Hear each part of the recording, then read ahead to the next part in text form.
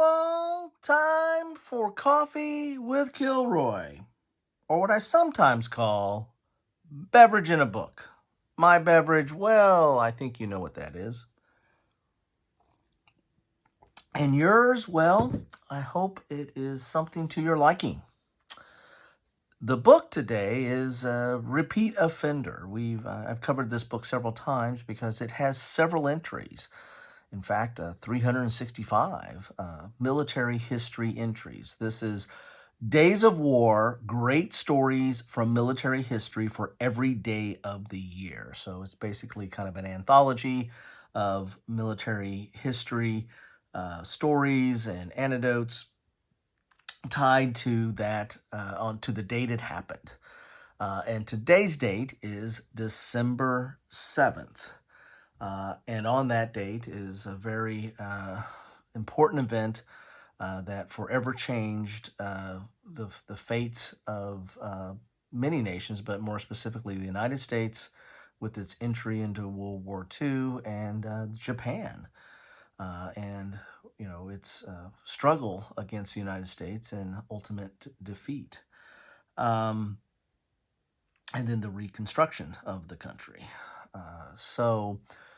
December 7th is Pearl Harbor. And I've always had I've always found it interesting and, a very unique attack in history, something that, we all, if you're in America, you probably grew up listening to FDR's speech of a day that will live in infamy, in which I'll put a snippet of that at the end of this, so you'll have a piece of that as well. But this event, my perspective on this event changed a little bit when I was on a business trip in Japan and went to the museum that's right next to the palace. And I was looking at pictures and paintings and art and sculptures and what have you. And I came across this painting of Pearl Harbor on December 8th, 1941. And I was like, what is that? December 8th. And it was the attack on Pearl Harbor. And I'll put some pictures of that at the end as well. It's also my banner page. If you ever go to my channel, or which you're on it right now, probably if you're watching this, that's my banner photo, is that painting. And it struck me because it was December 8th. And if you've ever listened to FDR's speech, it's December 7th is a day that will live in infamy. Well, it was because of the international dateline, it was December 8th when Japan attacked, according to the Japanese. And the thing that struck in my mind is the perspective. We always look at it from our perspective and how we grew up and how we're taught history. And this was an instance where just that change in date made me start to try to think of, well, what was the perspective of Japan, or what are other perspectives of this attack? So with that, I thought I would read from the Tales of War. Even though this is December 7th, the entry I'm going to read is December 8th, because it really is kind of taking it from the Japanese perspective. And as you can see here, I got some maps or game boards, or whatever you want to call it. A little bit of a teaser. I'll talk a little bit about some of the games that cover the attack on Pearl Harbor. There's not a lot of games that cover the attack on Pearl Harbor, and that's not surprising. It was a surprise attack, not much of a fight. There was a little bit of pushback, but it pretty much was an ambush. And so there's not much to make a game of it, but I'll talk a little bit about that. But for now, let's get into the book and read the December 8th entry as I get some coffee and see what they have to say about December 8th. So here we have, go a little bit closer there. 8 December, a Pyrrhic victory for the Japanese. 1941. Today, in only 14 hours, Japan launched 7 nearly simultaneous attacks in a breathtaking audacious plan to take control of the entire South Pacific. At almost the same moment that their aircraft were ravaging the American fleet at Pearl Harbor, Japanese soldiers were storming ashore in Thailand and on the northern coast of Malaya. And their bombers were hammering the British airfield on Hong Kong and American bases on Guam and in the Philippines.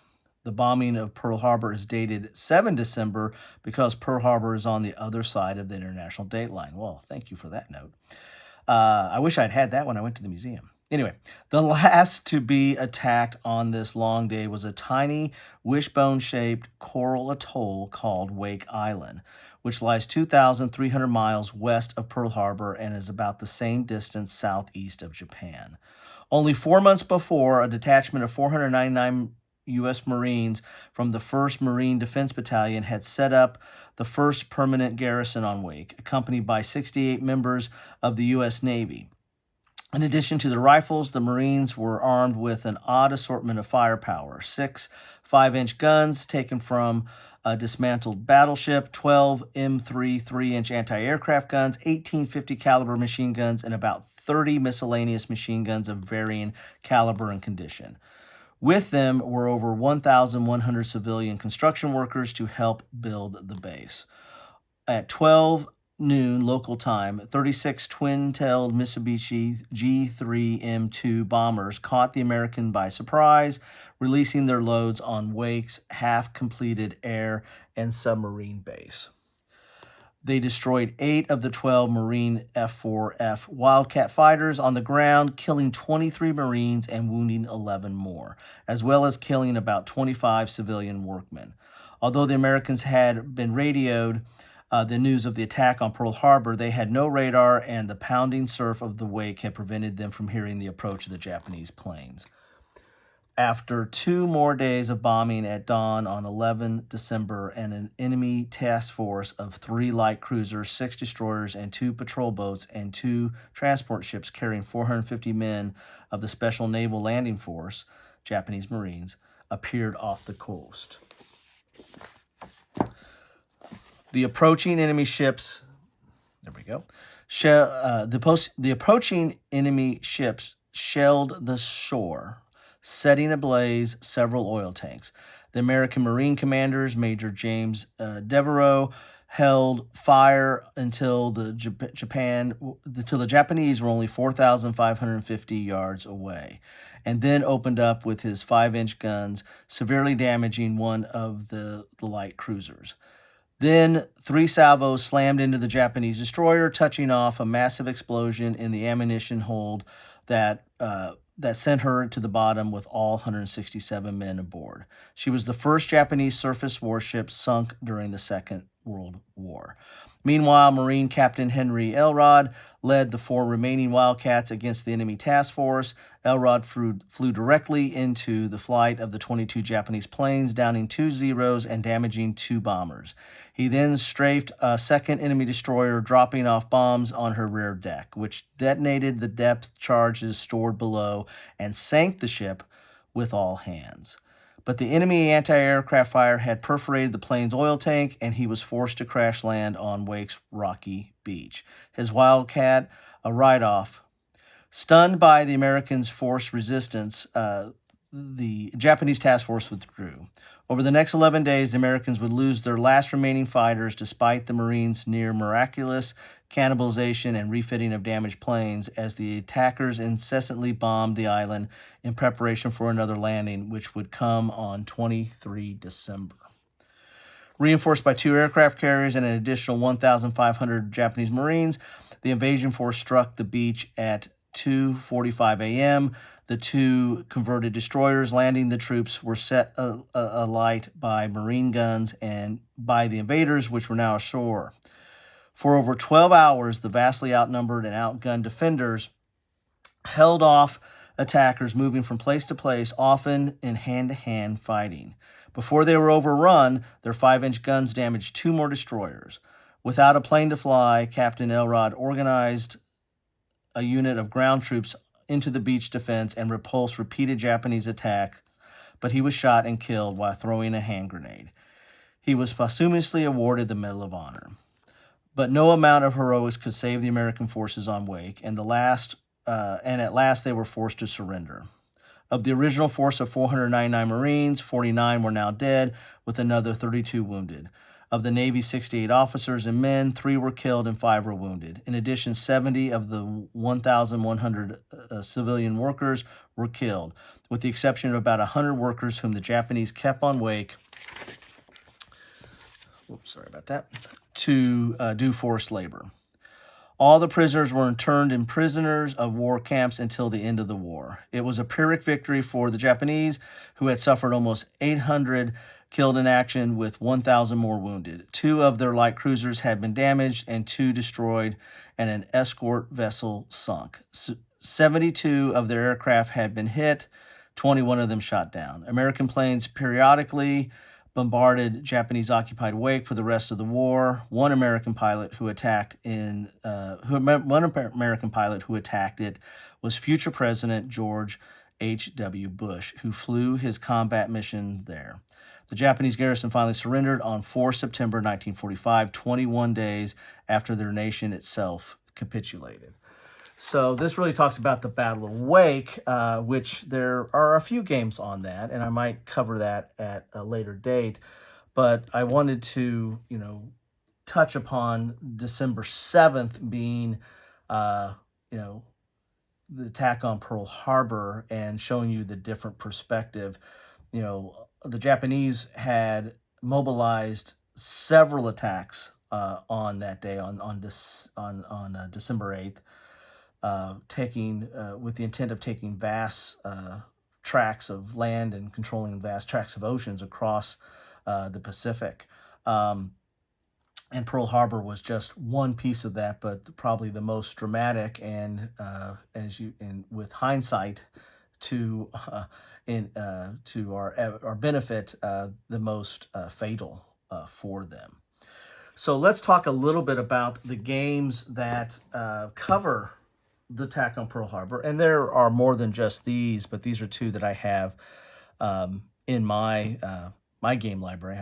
I have others as well, but these are the ones I want to talk about. One is the Day of Infamy, which is designed by Paul Rohrbaugh. It uses his kind of one of his trademark systems of a regular or standard deck of cards with jokers to kind of control some of the action and the activations of the units. But here is the map board that comes with this. This came as part of, I think, like the Black Swan series, or maybe a free game with some of the Against the Odd magazine orders that I've done over time.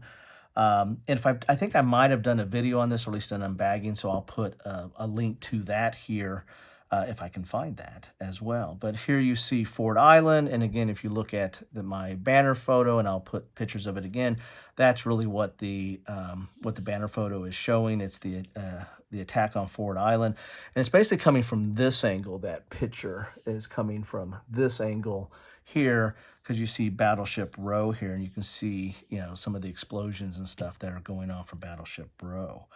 The other game that I like to talk about briefly is Task Force, and I know I will put a link to this because I did an unboxing of this game from VUCA Simulations, and I want to thank them that this was sent to me to cover, and I still need to do some more play of it, and so I can do some more reviews and discussion of this.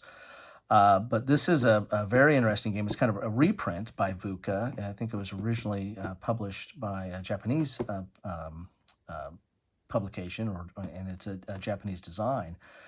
But it's a very industrious game, and it covers all the carrier battles in the Pacific. So it covers several battles with a very unique system and very good quality components, which is kind of a trademark of VUCA. In fact, you can tell it's so heavy, I can barely lift it up here. But this is an introductory scenario that is in that game. The attack on Pearl Harbor.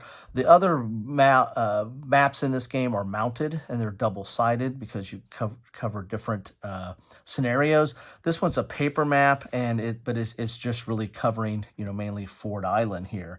And again, if the image in my banner photo that I'll put some bit in here is really kind of looking at it from this angle here, or maybe kind of this angle, because you can see Battleship Row right here and some of the explosions that are taking place. But there is Ford Island, and then of course you're going to have all these ships that are represented by counters in the game as well to set up here. And you're mainly doing attack here. And I believe this is an introductory scenario, and I think this is kind of solitaire. I think you're just mainly playing the Japanese and seeing what kind of results you can have, or what kind of damage you can do on Pearl Harbor or on Battleship Row. So there you have it. That is my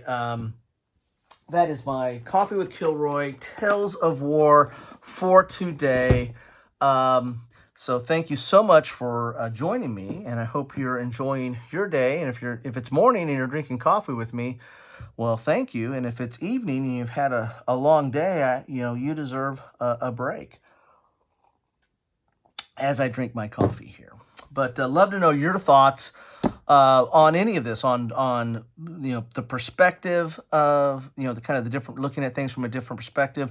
The Battle of Wake Island, which really this entry is about, or the Battle of or the attack, I should say. It really wasn't much of a battle, but the attack on Pearl Harbor, Task Force games, or Day of Infamy from Paul Rohrbaugh. Any of that is fair game, and thank you for stopping by.